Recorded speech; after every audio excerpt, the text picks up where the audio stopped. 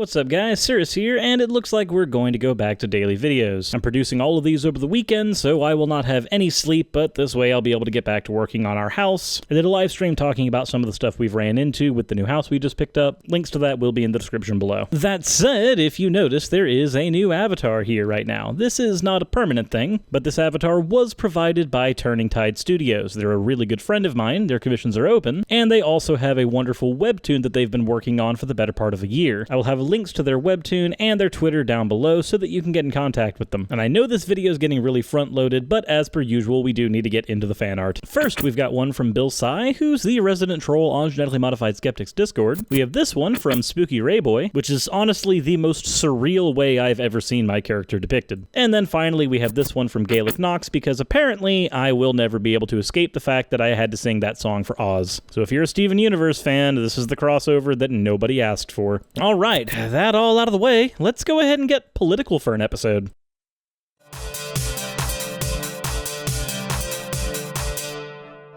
Alright, so normally I don't talk about politics on this channel because it is an incredibly divisive subject, but I do like to tackle social issues, and unfortunately the two things seem to intertwine from time to time. So if you live in America, we have a Republican who goes by the name of Eric Porterfield. I personally don't care about him being a Republican. Whatever political alignment you find yourself on, I honestly couldn't give a crap about. I just care about what you're advocating for. And it looks like he is advocating for some pretty heinous shit. So, let's take a watch.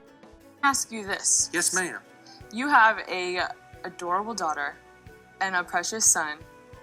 What would happen if a few years from now, when they're teens, young adults, they came to you and said that they think that they might be gay or lesbian? Well, I will address my daughter first, as I would take her for a pedicure, take her to get her nails done, and see if she could swim. What? There are some implications to what you just said, and I'm not going to address them quite yet. If it was my son, I would probably take him hunting, I would take him fishing, and I'd see if he could swim.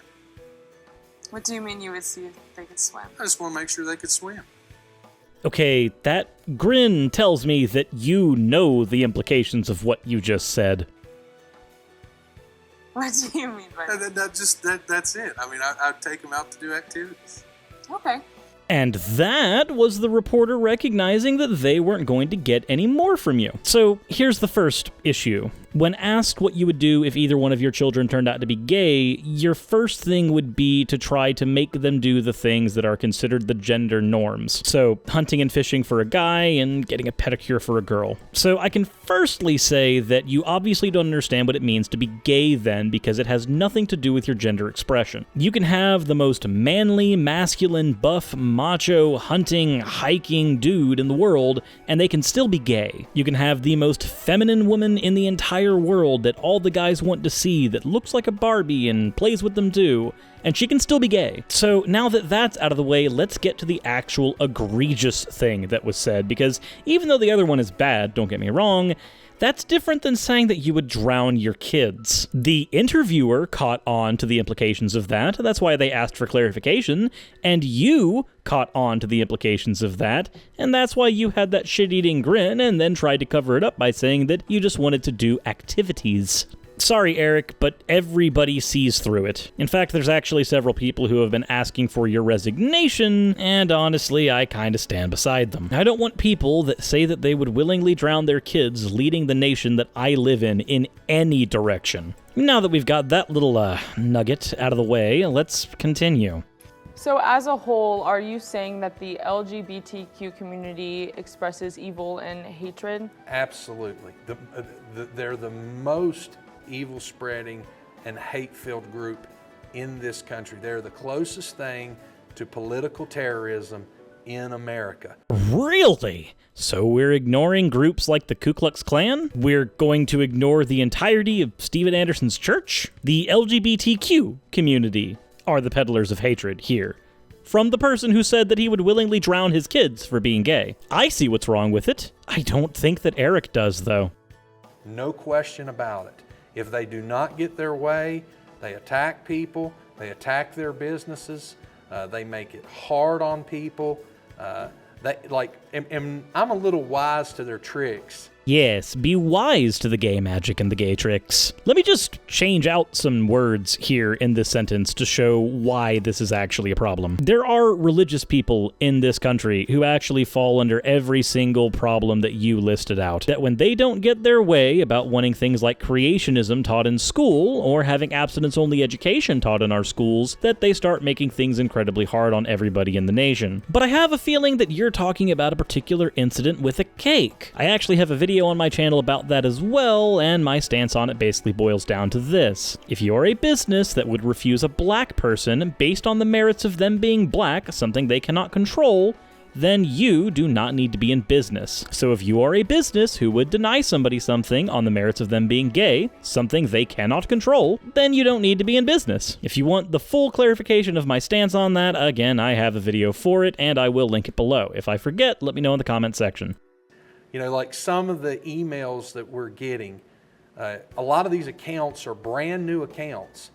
I think they're a systematic group because they're so small in number that try to make themselves bigger than they are so that people pay attention to them. And oh wow, a marginalized minority group is doing everything in their power to be heard so that people understand their plight. How fucking strange. Well, of course, if I was part of a minority group like that, I would want to be heard so that people would understand not to elect lawmakers that said they would drown their children if they were gay. Regardless of what side of the conversation you might fall on when we're talking about the cake situation, I can still understand what it's like to be part of a minority group trying to have their voice heard in America. While on one hand I am a hetero cis male, I'm also a polyamorous atheist. If I were to use those two words when titling myself in any of the more right-leaning states, I would probably get the fingers in the ears really quickly. I happen to live in one of the states where this would and has happened. they can extort people economically.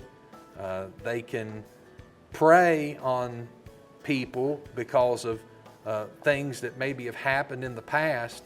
And when people do not give them their way, they can't just go and live and let live. They have to attack, they have to ridicule, assault. They're just really a blight on this country and a blight in our communities as a socialist organization.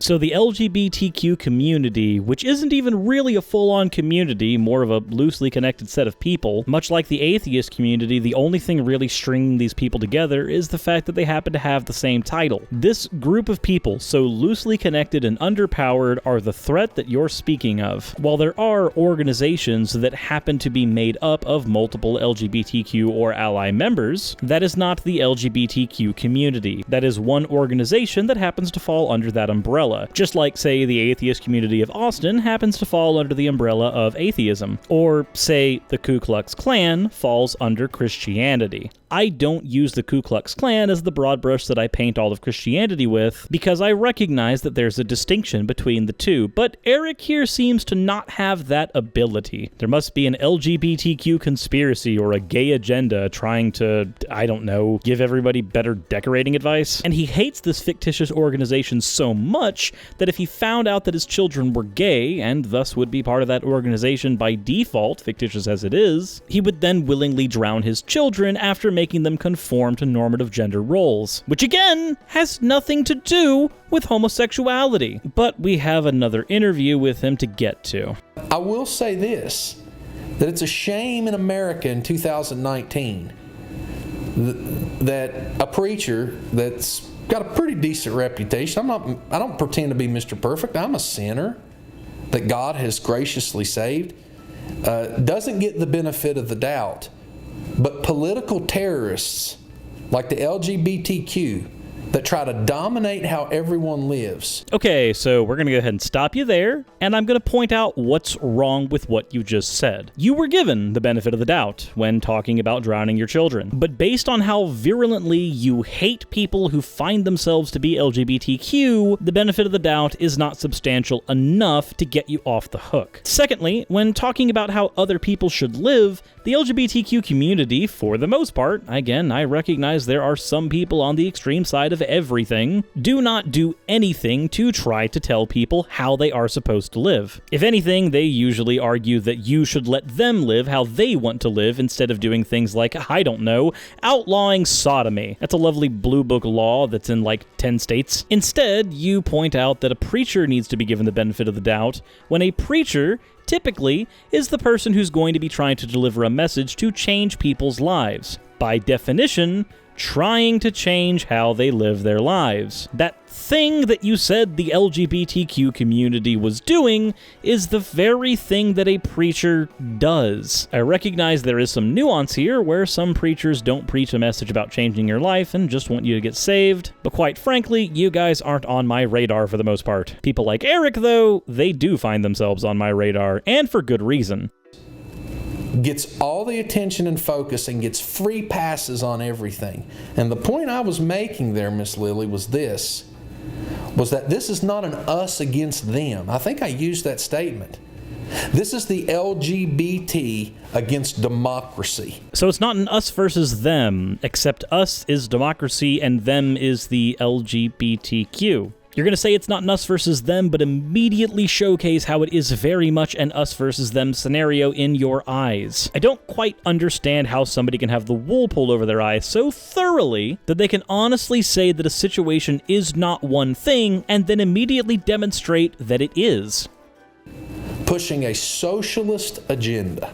There's another us versus them term. Socialist. You see, here in the United States, most people can't actually tell the difference between socialism and communism and therefore equate the two. Now, socialism by itself is not a good political system, from what I've been able to determine. A type of socio-capitalism seems to be the best bet. You let the things that work best in the private sector go into the private sector, like businesses, and then you let the things that work best in the public sector go to the public sector. This would be things like healthcare, or the police force, or the fire department, or even the military. 3 of those things are already social services in America, paid for by tax dollars, just like education is, and yet people don't scream socialism whenever the fire department comes to help their house. This is why the age-old saying that you don't talk about religion or politics completely fails. They're the 2 most important and influential things in everybody's everyday lives. They are probably the 2 things that need to be talked about the most, not the least. Because by having these conversations, we can have people that are thoroughly inoculated from bullshit like what Eric is trying to spew. And that's what this is about. If someone's gay, I don't have to go to dinner with them, but they can go live and have the same rights I have.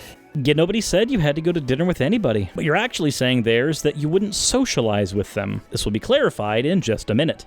If someone is a heavy drinker and drinks all the time, I don't put my family around them. It's nothing like personally, it's just a different set of standards that I choose to live by. And there it is, the juxtaposition that clarifies your position. Being gay is benign, but being a heavy drinker has potential side effects. The only reason you would put these 2 things together is because putting them together in this comparison is a fast thing your brain gets to do, because they're in the same compartmentalized category. But they still have freedom in America. The LGBTQ wants to constrict freedom, implement socialistic ideas. Like what? And penalize, punish, and fine people that don't agree with them and don't have the same view of America that they do. So they want to penalize and punish people that don't think that America should grant them the same freedoms as everybody else. I can only imagine this is still talking about the cake issue. Yeah, no, your entire position's bullshit. Seriously, all of these arguments would fly 100 years ago if you were talking about black people. And then the people that were fighting to be treated the exact same way as everybody else would be labeled the social terrorists. And they were. It's almost like when you oppress a group of people in your country, they retaliate. I don't personally condone many of those methods of retaliation, but my point is that they should be expected.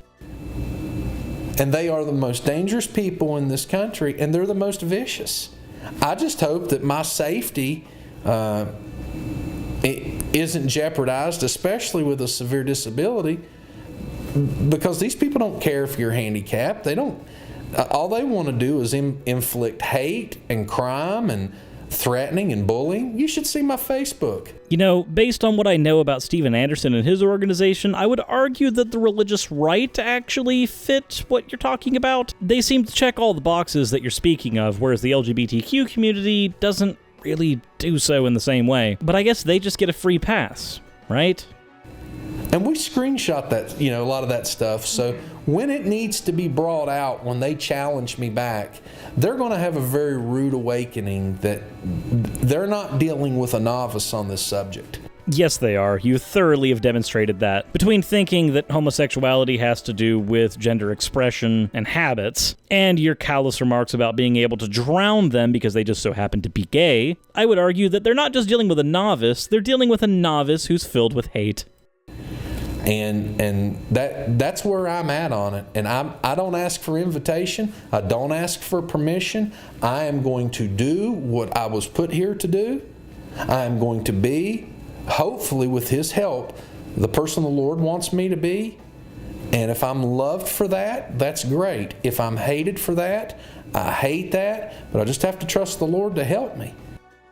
Nah, I'd really rather you just resign. I'm sorry, I really don't think anybody that asks for the gods to help them should be doing anything in our political system. I think that our political system should be thoroughly secular. Not just because I'm an atheist, but because if I were a Christian, for instance, I wouldn't want somebody who's Islamic trying to do things based on whether or not Allah wills it. And this isn't just because I'd be terrified of the implications of Allah's whimsy, but because in countries where that's the case, many Christians find themselves being second-class citizens and having to pay an extra tax in order to open up any businesses. So I would really rather no politician do anything that involves creating or supporting any laws based on their religious affiliation. It causes problems for every other religious group and atheists, or more commonly, religious nons. There's a whole lot more stuff that this guy has said, but I really don't want to dwell on it too much. He has a lot of stuff comparing the LGBTQ community to the Ku Klux Klan, and it's landed him in some pretty hot public water, but I really wanted to get in my 2 cents, as I know that I have a decent chunk of my audience who are LGBTQ, or at least friendly. When I see stuff like this, I have to speak out. That said, I hope you guys enjoyed the video. Please make sure to check out Turning Tide Studios. They've been a really good friend of mine over the years, and I want to see them be able to realize their dream, both with their webtoon and with their artwork. So check them out, follow their webtoon, pick up a commission if you have a chance to, and I will see you guys tomorrow in the next one. Insert end of video tagline here.